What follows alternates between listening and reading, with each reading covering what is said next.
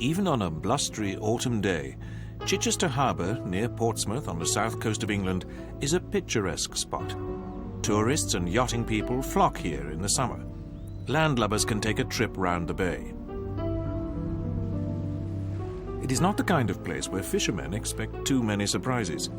But it was at Chichester, in the mid-1950s, that local men fished from the water not one, but two grisly corpses, both of them headless, handless, and clad in the remains of a frogman suit.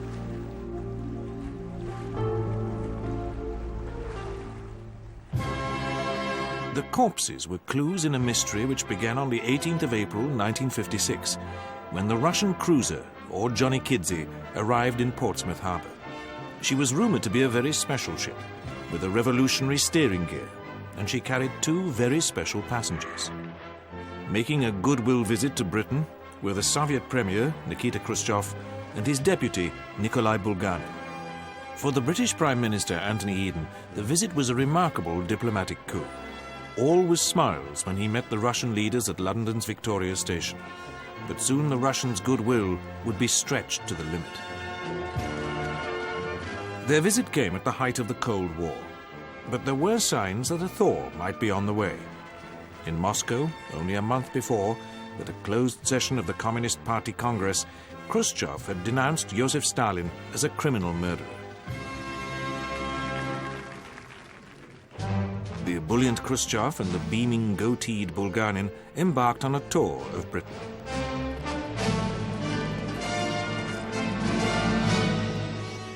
The unpredictable Khrushchev ruffled a few feathers when he said that if he lived in Britain, he would vote for the Conservatives rather than the Socialist Labour Party.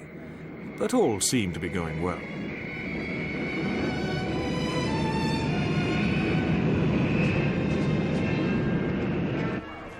But even as B&K, as they were dubbed, met the children on a Royal Air Force base, a first-class international incident was brewing.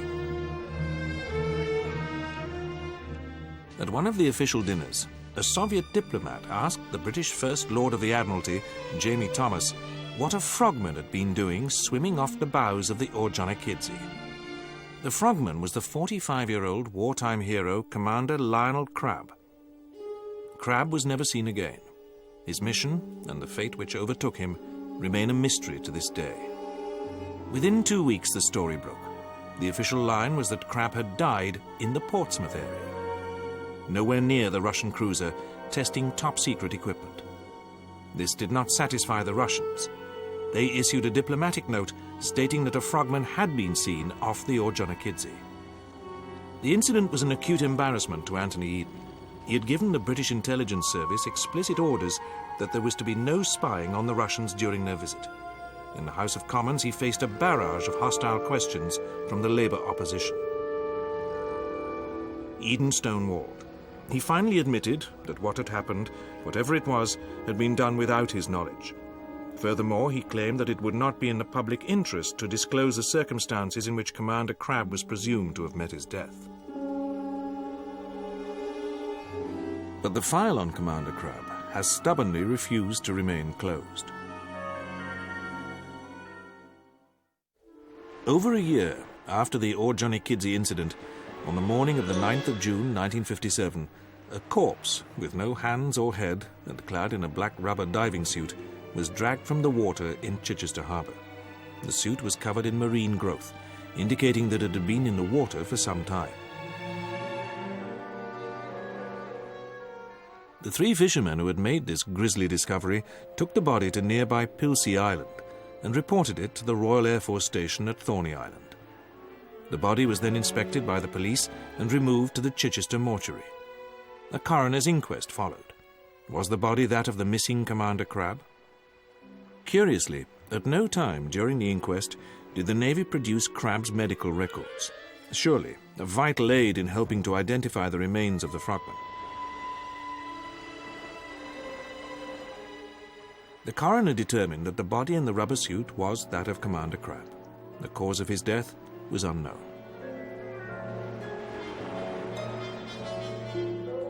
The death certificate stated that the cause of death was not ascertainable.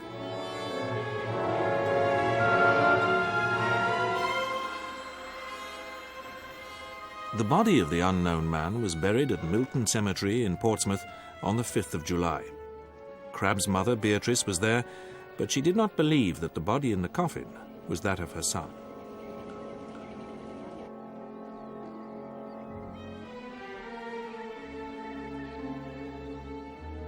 The headstone placed on the grave gave no dates and no Christian name.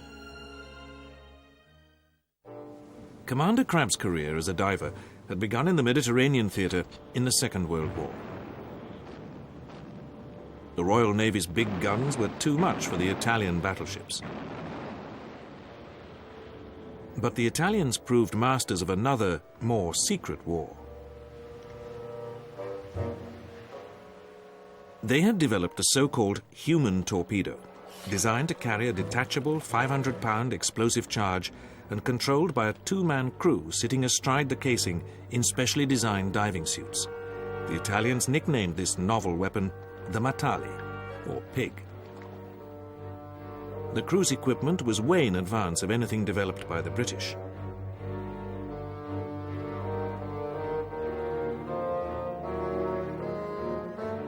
And the clumsy early pigs soon became more sophisticated. On the 19th of December 1941, 3 human torpedoes of the Italian 10th Light Flotilla penetrated the British naval base at Alexandria. Their detachable, time-fused charges disabled 2 British battleships, Queen Elizabeth and Valiant, so severely that they were out of action for several months. It was a triumph for the Italian Navy in a sea of defeats.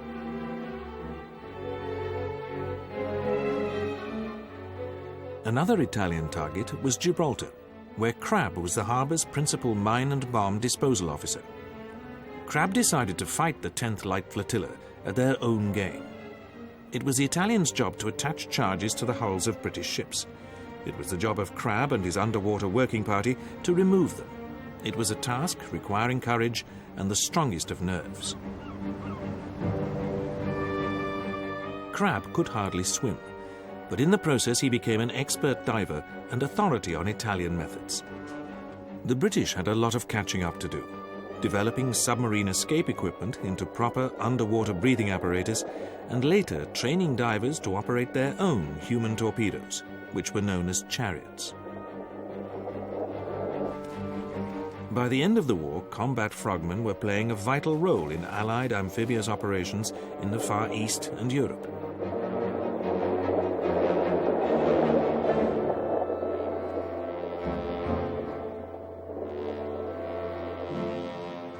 By 1945, Crabb was the principal diving officer in northern Italy, responsible for reopening the port of Venice to Allied shipping. Short, beaky-nosed and impatient with authority, he had become a legend in a very specialized form of warfare. After swimming in operations against Jewish terrorists in Palestine, Crabb was demobilized and found himself back on Civvy Street. But he was still a reserve officer in the Navy and continued to work for the Admiralty on the secret development of underwater filming techniques and mine warfare.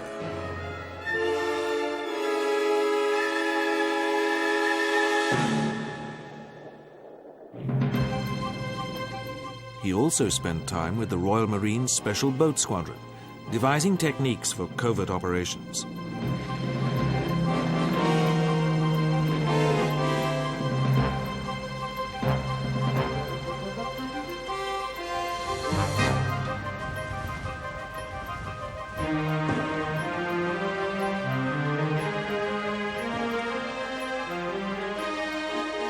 Crabb was part of a secret world far removed from his well-publicized wartime feats.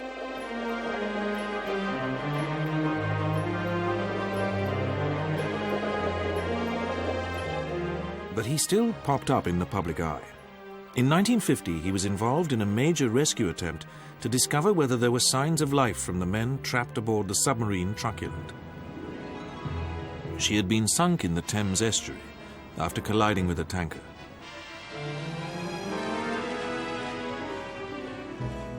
Accompanied by another diver, Johnny Hodges, Crabb descended into the murky water to tap his way unavailingly along the submarine's hull.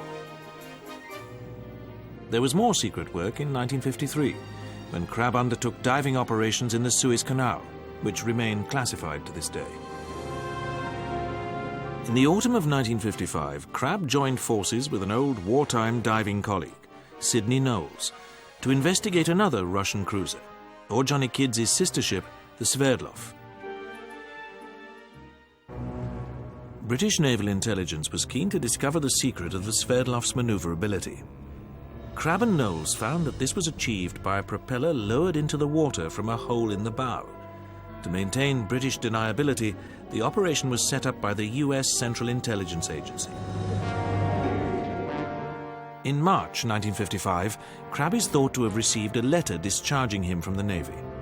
But the Navy list for that year, and 1956, contain his name, linked with the Special Branch and the Navy's diving establishment at Portsmouth, HMS Vernon. It seems unlikely that British intelligence had let Commander Crabb go. And he was regularly seen at HMS Vernon, near the naval dockyard.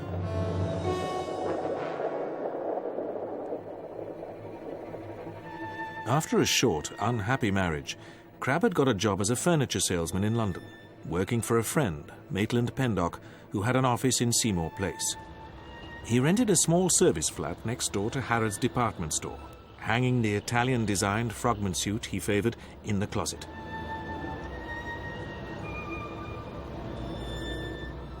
Crabb frequently disappeared from his flat for days at a time on mysterious business trips. He enjoyed visiting the nearby Roman Catholic church, Brompton Oratory. And in the local pubs, he was often to be heard complaining bitterly about his treatment at the hands of the Royal Navy. Maitland Pendock was a man with murky intelligence connections. He introduced Crabb to some interesting friends. Kim Philby, a Soviet agent in British intelligence. Philby was suspected of being the third man who, in 1951, had helped the Foreign Office moles Burgess and Maclean to flee to Russia. And Anthony Blunt, the keeper of the Queen's pictures, who in 1979 was publicly unmasked as the fourth man in the Burgess, Maclean and Philby affair. British intelligence had wrung a confession from Blunt in 1964 in return for immunity from prosecution. Both British and Soviet intelligence were keeping a close eye on Commander Crabb. But British intelligence had been thoroughly penetrated by the Soviets. Some alleged that Sir Roger Hollis, who later became Director General of MI5, was a Russian agent. According to Anatoly Golitsyn, a KGB officer who defected to the British in 1960, his masters knew all about Crabb's mission against the Sverdlov and the plans hatched by British intelligence to use the frogmen to investigate the Ordzhonikidze.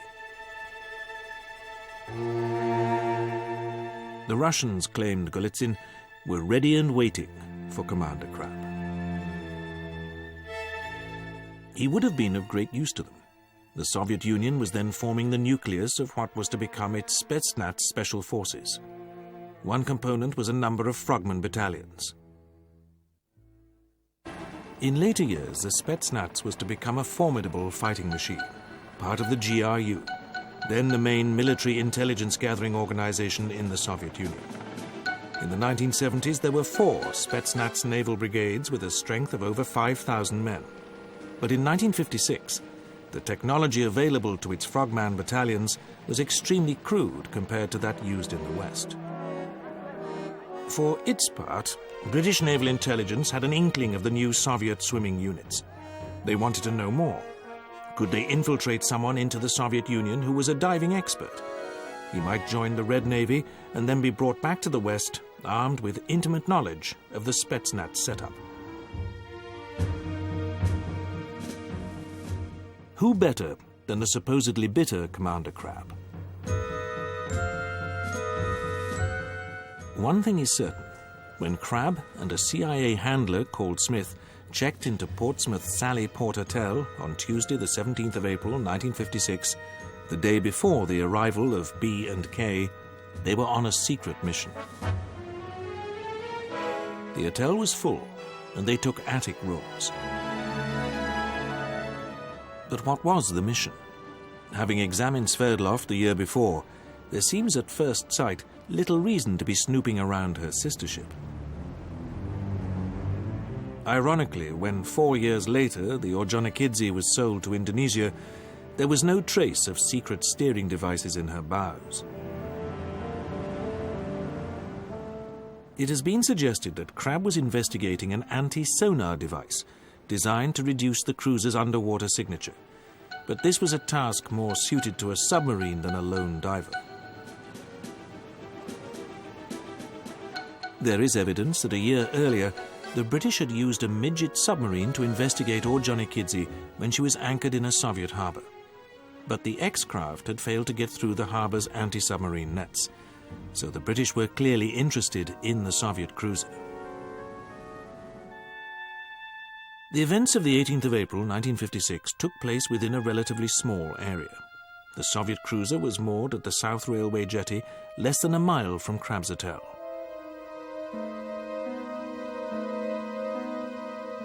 Early that morning, and without being seen by anyone at the hotel, Crabb left. Curiously, the next day the pages in the hotel register recording his visit disappeared. He proceeded through the old town to the diving establishment at HMS Vernon. Here he collected and checked his equipment and, in all probability, received a briefing. With the tight security surrounding the Russian visit, he could not have done this without some kind of clearance. Then it was on through the entrance to the dockyard, where Crabb and Smith would have had to have presented passes at the guardroom. In the days leading up to the operation, Crabb had hinted to friends that he would soon be examining the Russians' bottoms. Now the time had come. There are 2 main candidates for the point at which Crabb and a small team of backup divers may have entered the water. The first is the King's Stairs, a stone's throw from the cruiser, but hidden from her lookouts, and at that time often used by divers.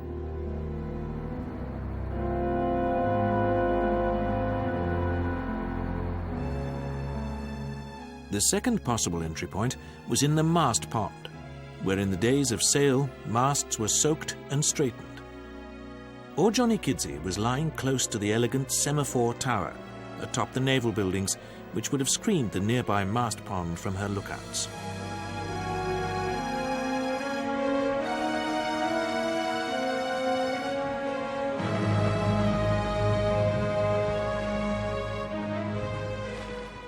The mast pond is now used as a pound for small boats, but there is access to the harbour by way of a tunnel, which runs under the road and buildings above.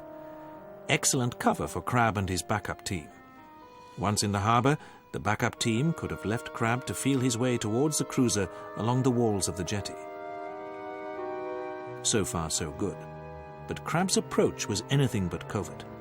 He had launched his mission in broad daylight and was spotted by watch officers aboard the Ordzhonikidze. He was swimming on the surface with his face and flippers clearly visible. It was as if he wanted to be caught. And according to some, caught he was. Sailors who served aboard the cruiser have testified that Crabb was captured by 2 of its divers. and, after a struggle, transferred to the warship through a wet compartment. On the return journey to Russia, Crabb was helicoptered off the cruiser in the North Sea. A Danish trawler spotted someone, or something, being lifted from the decks of Ordzhonikidze as she steamed home. Back in the Soviet Union, it has been claimed that Crabb was brainwashed and then given a new identity as a Red Navy officer, Lev Lvov Koroblov, and set to work training Spetsnaz divers. But what of the body of the headless frogman found near Chichester Harbour? Here the mystery deepens, because it was in fact the second such body to turn up after Crabb's disappearance. The first had been retrieved by a fisherman, Harry Cole, in November 1956. When he hauled the body aboard, the head fell off and sank. Cole gave the body back to the sea, but not before removing some of the diving gear. He did not report the incident to the police until the following February. They showed little interest. Even when the second headless corpse turned up, Cole was not asked to attend a coroner's inquiry. Were the bodies one and the same? Or, as seems possible, were they two different bodies? The first a plant by a Russian submarine to cover Soviet tracks, the second dropped by the British for the same purpose. For the Soviets, it would have been a hit-and-miss affair to try to get a body back into Portsmouth Harbour. The swirling tides of the Solent could have taken a corpse dropped offshore almost anywhere. British intelligence would have had an easier task, both dropping a body and removing the pages from the Hotel Register. When it came to identifying the second body, security men made it clear to Sidney Knowles that, although it was not that of Crabb, he must identify it as his old comrade. The Italian-style suit seemed right, but Knowles noted that the body bore none of the scars he knew Crabb had picked up on wartime service. But if the body was not that of Crabb, where was he?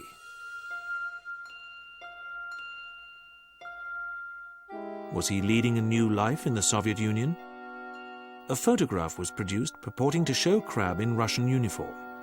There was a resemblance, but it was clearly a man younger than Crabb. Hope was kept alive.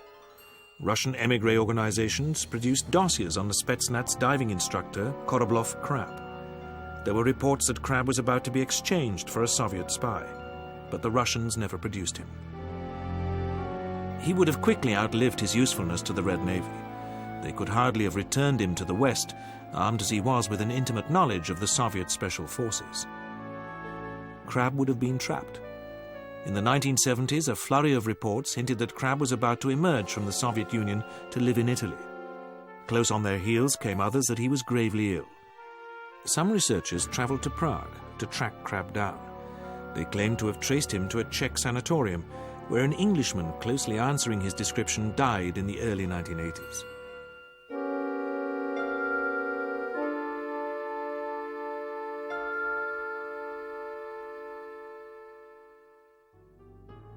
Did Commander Crabb die in the grey waters of Portsmouth Harbour? Or was he spirited away to the Soviet Union? As far as the British government is concerned, a veil of secrecy still shrouds Crabb's last dive, and the file on him remains closed until the year 2047.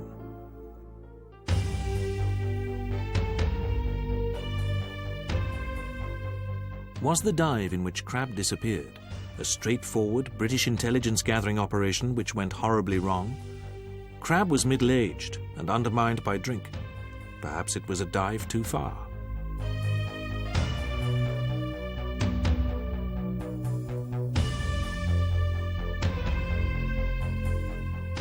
Or were the Russians, well informed by their moles inside British intelligence, waiting for Crabb from the moment he checked into the Sally Port Hotel with his CIA minder, the mysterious Mr. Smith?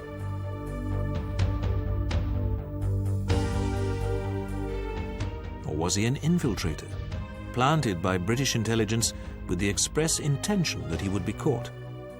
Either a witting or unwitting pawn in a Cold War game.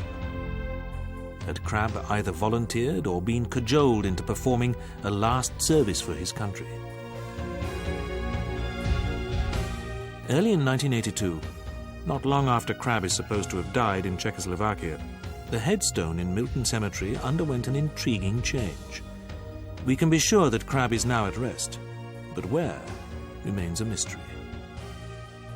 Near the Sally Port Hotel, a plaque commemorates generations of British naval heroes. There seems little doubt that Commander Crabb was one of them.